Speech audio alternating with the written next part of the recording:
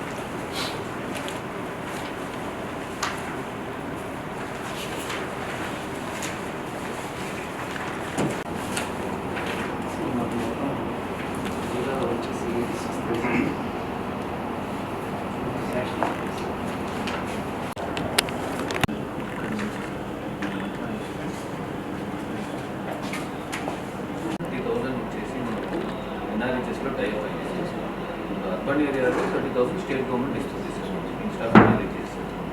Issue ఏంటంటే sir ఈ మూడు ఆప్షన్స్ పెట్టారు. ఒకటి ఆప్షన్ 1, ఆప్షన్ 2, ఆప్షన్ 3 1.8 పూర్తి చేయలేకపోతుంది. సో అదనంగా వచ్చేసి బెనిఫిషరీ వచ్చేసి ఏమైనా సెల్ఫ్ హెల్ప్ గ్రూప్లో లోన్ కానీ ఏమైనా తీసుకొని ఇస్తే ఒక 2 ఆప్షన్ అనేది జరగడం లేదు. మనకు మెయిన్ ఇప్పుడు ఇష్యూ వచ్చేదల్లా ఈ థర్డ్ ఆప్షన్ వల్ల ఇష్యూ.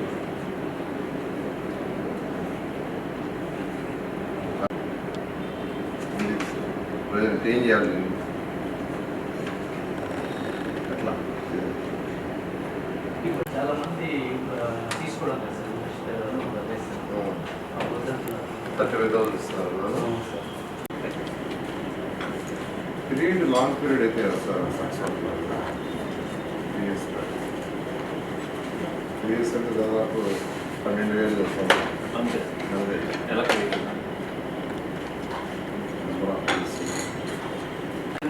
మనం బేస్మెంట్ పీరియడ్ లాంగ్ పీరియడ్ అయితే సార్ 3 years అంటే దాదాపు 12,000 వస్తుంది. అంతే ఎలా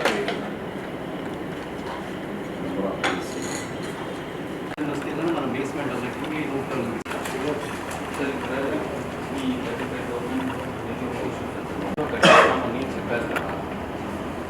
ఆగిపోతుంది. ఇప్పుడు మనం అవేర్నెస్ తీసుకొచ్చి ఆ ఫెసిలిటీ కల్పించామంటే వస్తారు. ఆ ఫస్ట్ 10 houses 20 houses మనం ఫోకస్ చేయాలి. ఇన్ఫ్రాస్ట్రక్చర్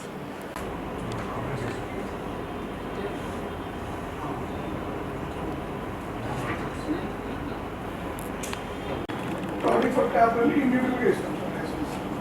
ఇది ఇండివిజువల్ కోఆపరేటివ్ సొసైటీ 25-30 crores ఉంటుంది. 20% ఆఫ్ ద షాప్ షేర్ ఉంటుంది. 25 crores per month. రిక్రూట్ చేసుకుంటాం. షాప్కి ఎంతమంది ఒక సూపర్వైజర్ ఉంటారు సార్.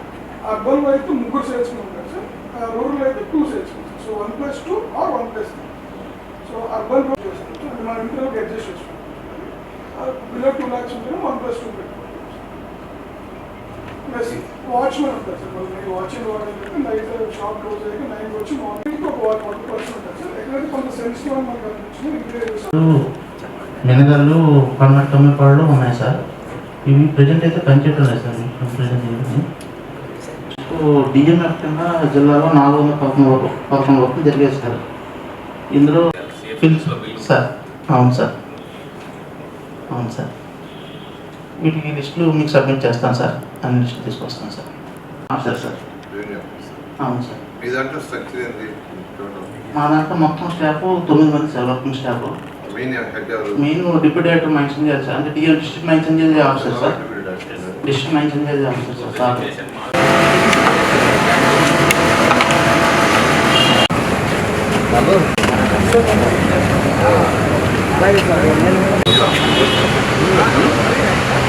నిజానికి 4 రోజులు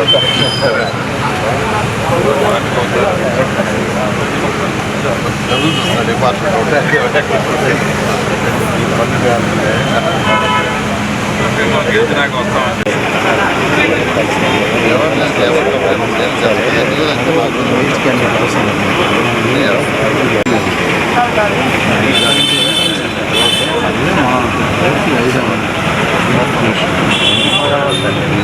గుంటలు అవసరం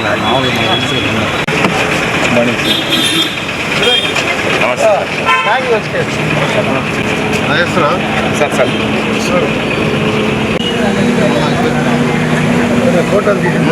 ఎలా ఉన్నావు సార్ మండలపాటి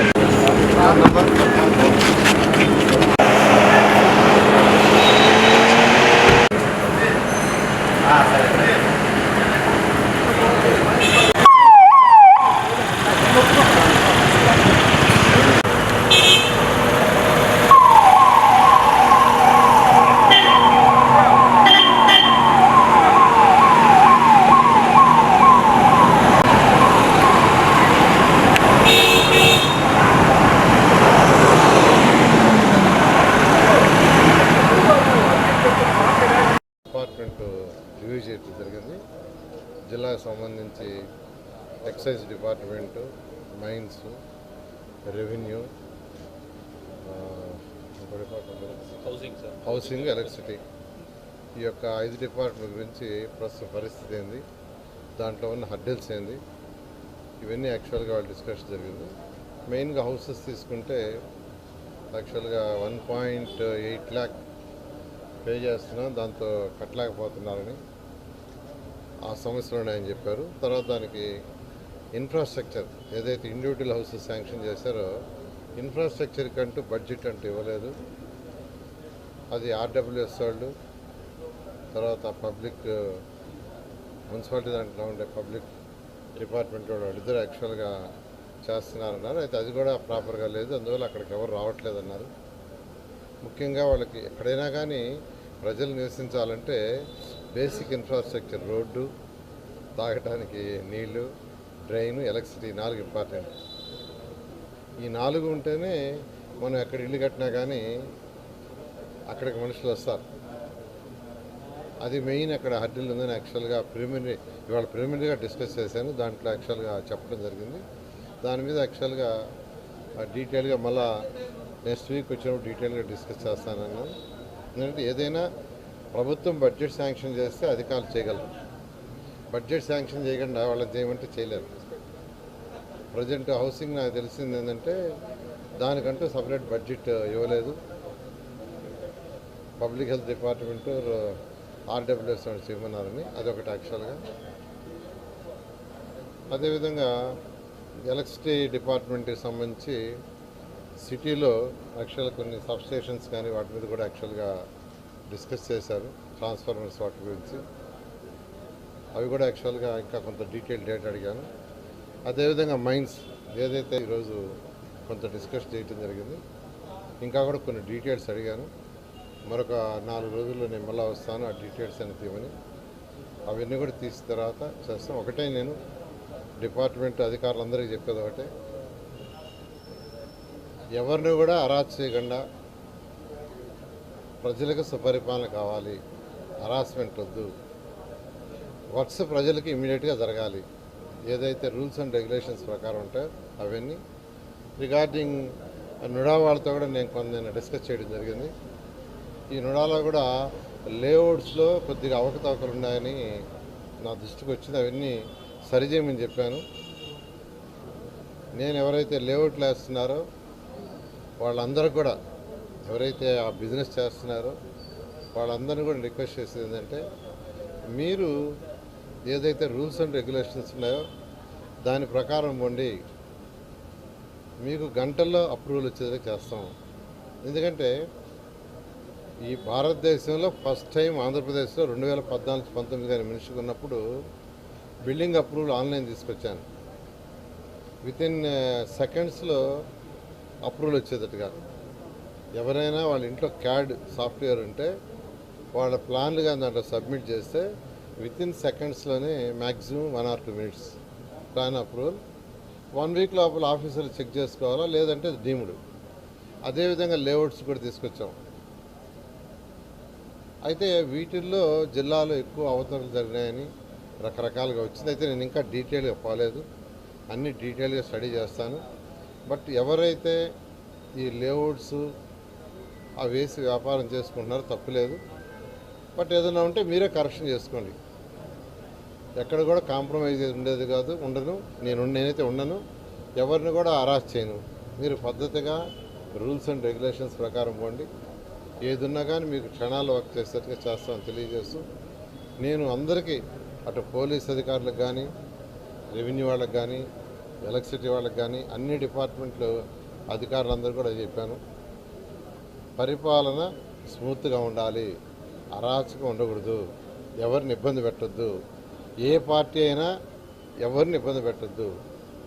ప్రజలు ఏ పార్టీ అయినా, టీడీపీ అయినా, వైఎస్ఆర్సీపీ అయినా, బీజేపీ అయినా, జనసేన అయినా, ఇంకొక పార్టీ అయినా ఎవరిని ఇబ్బంది పెట్టద్దు. వాళ్ళ యొక్క అవసరాలు తీర్చుకునే లేదు. అయితే రూల్స్ అండ్ రెగ్యులేషన్స్ ప్రకారం చట్టబద్ధంగా అన్ని పోవడం జరుగుతుంది. Okay, thank you.